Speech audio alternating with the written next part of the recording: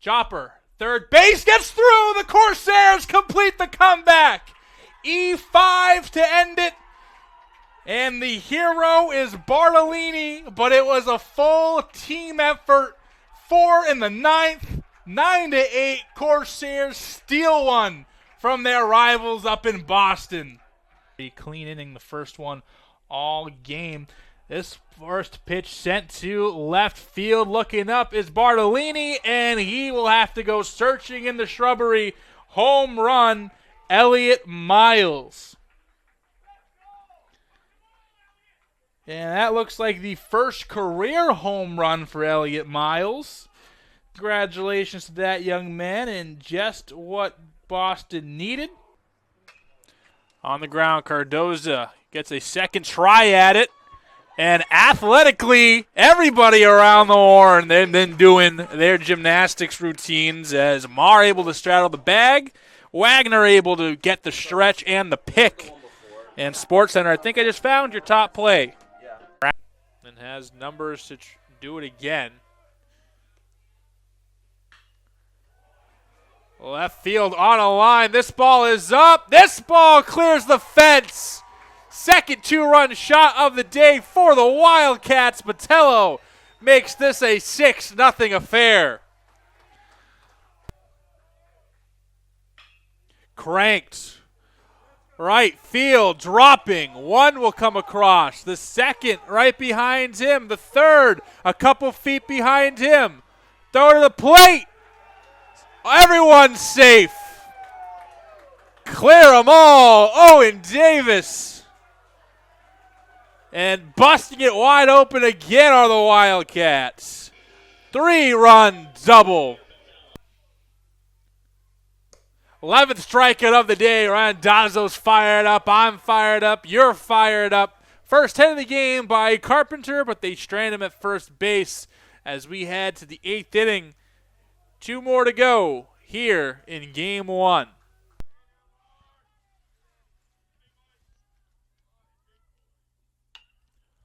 On the ground. Too short. To first. That's it. No hitter. Adam Marr. History in Dartmouth. 9 innings. No hits. What a day. As Dartmouth sweeps the doubleheader. Both games 5-0.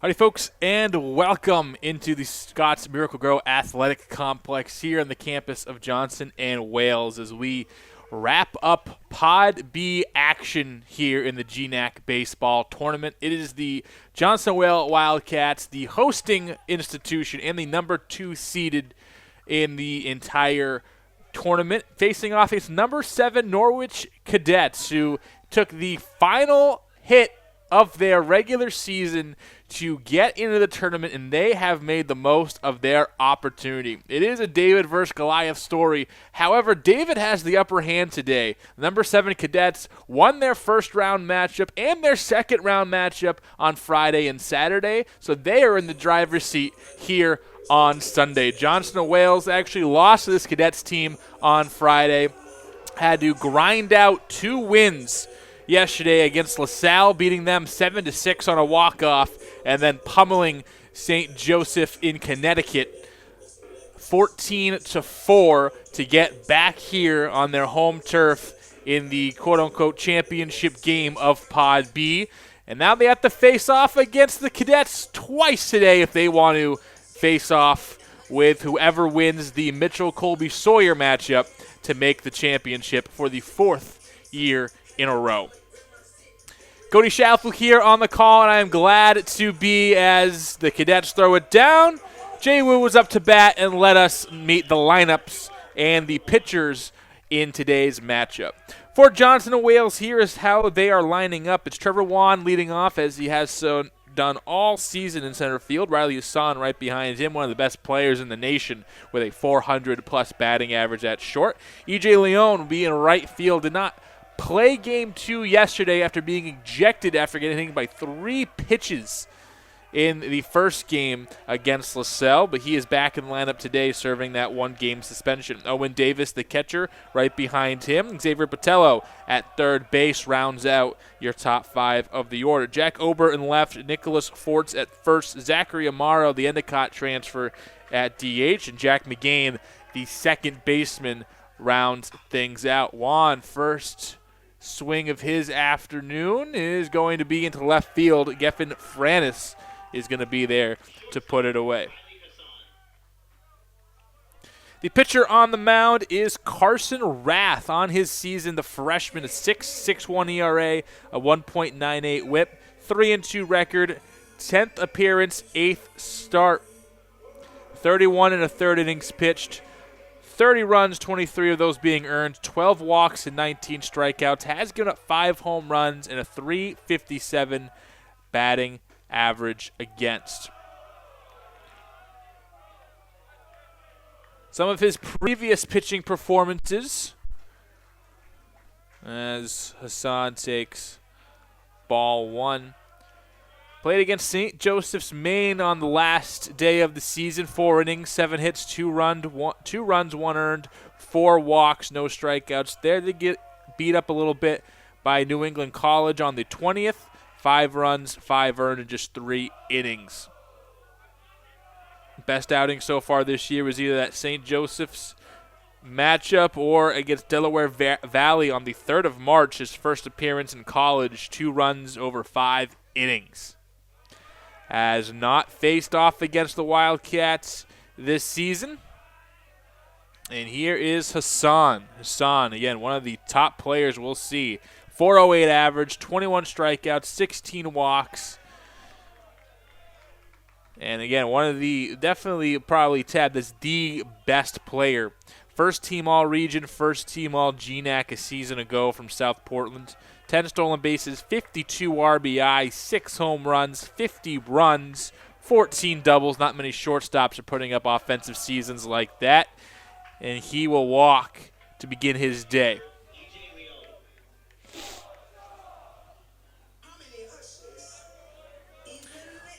Leon, third team All-GNAC.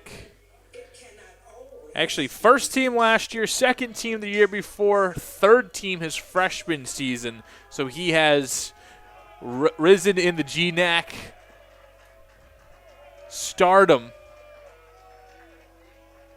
every season. Rain already coming down. It is a gloomy day here in Providence.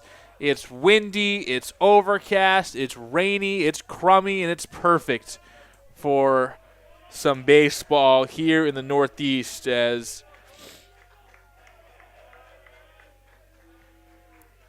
again, the Cadets need to just win one. Wildcats, they need both. As Leon takes strike 1. Leon twice has been named the GNAC Player of the Week. Pops this one straight up. And it's going to be the pitcher himself taking it, Rath. And 2 down. Catcher, Owen Davis, the junior catcher with 6 home runs as well, 43 runs driven in.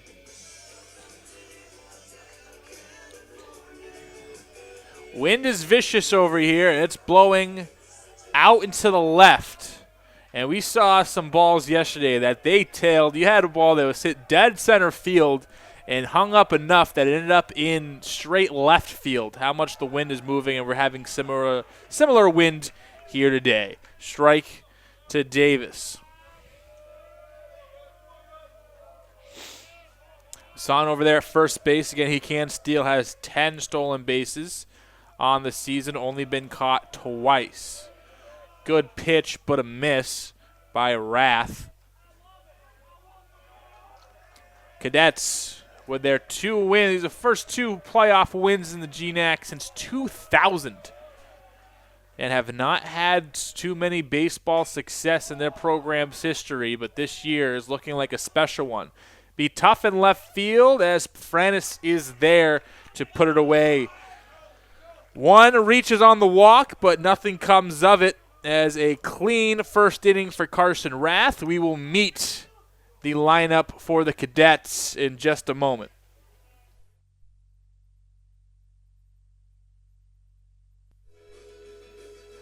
Welcome back, folks. Cody Chalifoux here, bottom of the first coming up. And just to remind you, since the Cadets are in the driver's seat of the winner's bracket, they are the home team today, despite the Wildcats playing on their home field. Wildcats will be wearing the gold and the blue today, while the Cadets go with their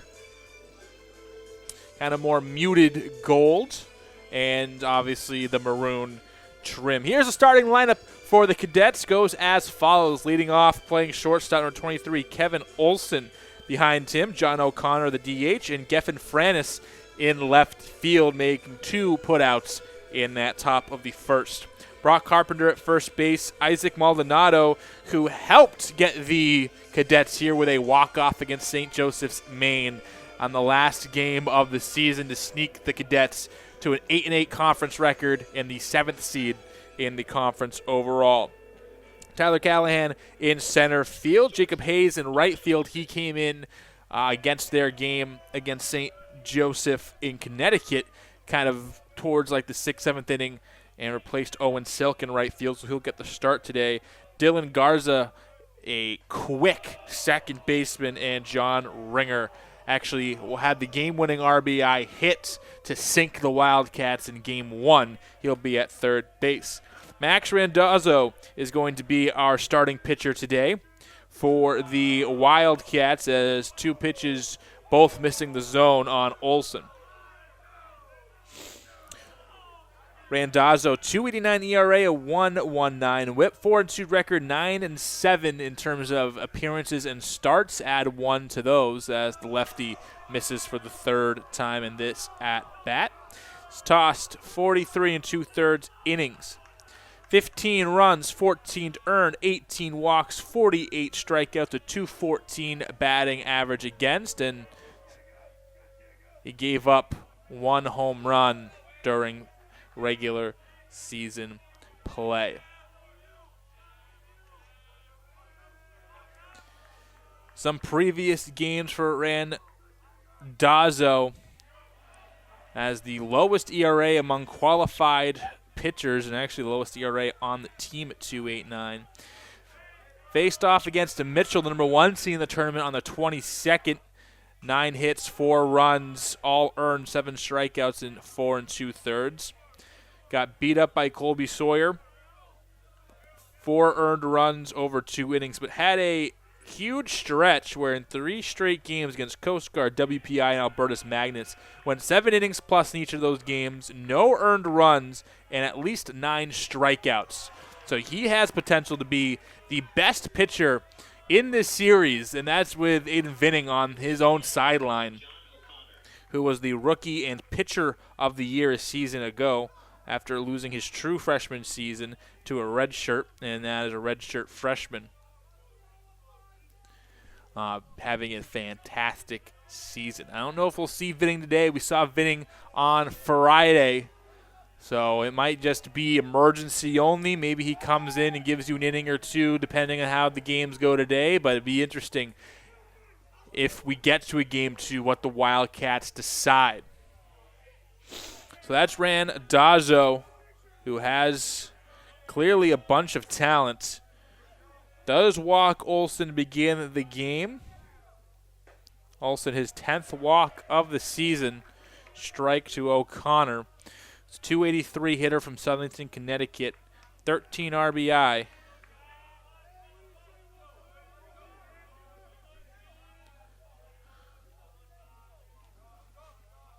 A 1 count to O'Connor. Going to look to drop down the bunt. Does not drop it down. Does pop it up against the backstop here. 0-2 now.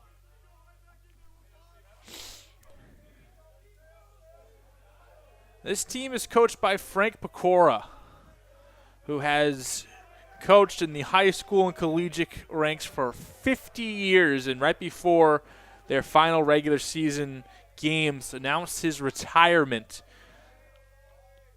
And this team is showing out for their head coach, has been on the sideline for 9 seasons now. Again, a true David versus Goliath. You have the back-to-back-to-back GNAC championships hosting this pod here at their home turf against a team that has not won a playoff game since 2000 and has not seen GNAC playoff competition since the Wildcats won their first one of this streak in 2021.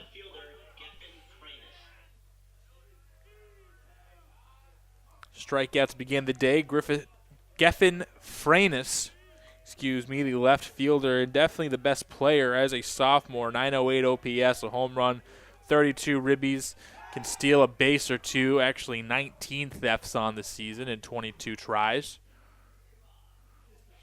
This team playing for their head coach, playing for themselves. It's mostly a young team with some upperclassmen sprinkled around here and there, but a lot of their core contributors, sophomores and freshmen. They'll get Geffen at first base. Moving up Olsen. And here's Brock Carpenter, one of those upperclassmen, 320 batting average. Civil engineering major. Has walked 11 times, got hit by 10 pitches. 21 RBI, would love 22. If he can put something in the gap.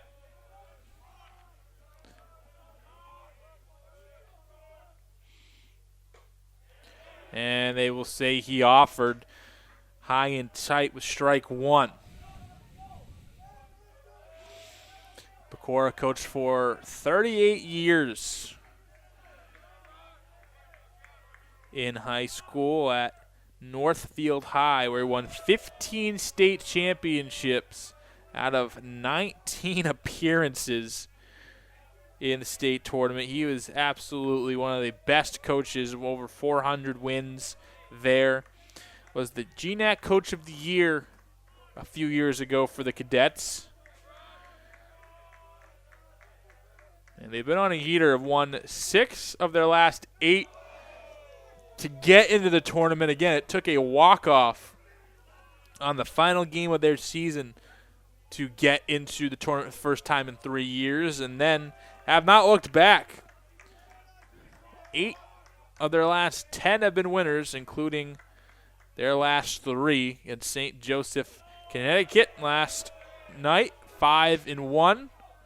5-1 game. They won that one, got a complete game out of number 8, Matt Ingraffia, the all-time leader in strikeouts for the Cadets. Also got a save in an inning pitched against this Wildcats team and threw well over 100 pitches last night. Don't have the official count, but I was here at the game, and he definitely did. And we might see him go tonight, potentially, at some point. You definitely could. It is the playoffs after all. Conventional rest goes out the window. Obviously, they're not going to put anyone in danger, but you're asked, hey, we need an inning or 2 out of you. Can you do it? We need you to kind of stretch it out a little bit. Can you do it? We need you to go back-to-back days. Can you do it? And the greats can. Ingraffia putting his mark on being a great with one of the all-time playoff performances the last 2 days. Maldonado, the hero of that final game of the season, 0-2. He's down. A walk, strikeout, a ground down, a walk. That's how the inning has played out so far. 2 runners on. That's Olsen at second base and Carpenter at first, both reaching via the base on balls. 0-2 count. 2 out. See ya. Uno dos tres on Maldonado. And down he goes. 2 walks given up, but a strikeout to get out of it. And Randazzo keeps the Cadets off the board.